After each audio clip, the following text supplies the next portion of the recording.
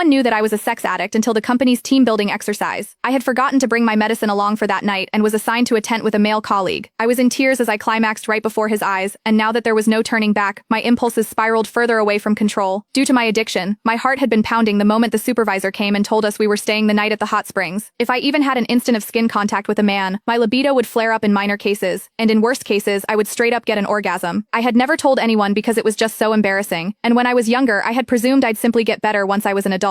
That was until I realized the symptoms were getting even more out of control, and there was that one time I almost moaned out loud in public. Fighting back the embarrassment that almost killed me, I went to the doctor and got some medicine. However, I had forgotten to bring my medicine, as this team-building exercise was organized out of the blue, and very far from my home, even as I fought against the fear eating me inside, warning myself to restrain myself and stay well behind. Our supervisor suddenly announced, "Sorry guys, all the rooms have been booked, but we have tents. There aren't many, so we're just going to have to make do. Ruth, you're going to Dean's tent." And that was how we got to the situation right now. Me, a sex addict with no meds within reach, following the burly man into the tent. I did my best to keep to a corner in the tent, biting my lip and closing my eyes while telling myself to fall asleep as soon as I could before the last dosage lost effect. But that was when Dean came to me. "What's wrong?" he asked. I could feel his body warmth from my back, and my skin was already crawling. "Nothing. I'm fine. Please, just stay away from me." But even as the stimulation extended from my skin to the rest of my body, I knew the pain was coming. I checked my phone and only saw that it was midnight, 6 hours since I had last taken my pills. It was losing effect soon. Soon my whole body was shuddering, while there was a warm stream gushing out between my legs. I kept my head buried between my legs and did my best not to look at Dean. People would mock me for being a skank if they noticed my condition, and I couldn't bear to stay in the company at that point. Meanwhile, Miles Hendricks, the other colleague in the tent, was already snoring out loud. I kept clenching my knuckles, my own nails digging into my palm. The pain calmed me somewhat, and I told Dean, "Sorry, I'm not distancing myself. I'm just not feeling well." Never could I have expected Dean to move toward me without another word, reaching out with his large warm palm and pressing it over my forehead. Even as he held his palm steady, I found myself staring at his chest and nothing else. I could also see that distinct collarbone and chiseled chest under his shirt. I seemed to tighten at the very next second, and orgasmed amid my embarrassment, and the ensuing moan could barely be stifled. Worst of all, I was trembling even worse after I orgasmed, and Dean could clearly feel me shaking. "That's strange. Why are you so flushed? You don't even have a fever," he murmured, not giving up feeling my forehead and cheeks just then. I trembled even more and turned my face away, but it was the back of the tent right behind me. Having nowhere else to go, I clenched my jaw so I wouldn't moan again, even as I decided I couldn't stay in this sealed room when all I could smell was Dean. He wasn't a smoker, so his faint soapy and hormonal scent was especially recognizable. I could feel all the pores around my opening, as the orgasm left me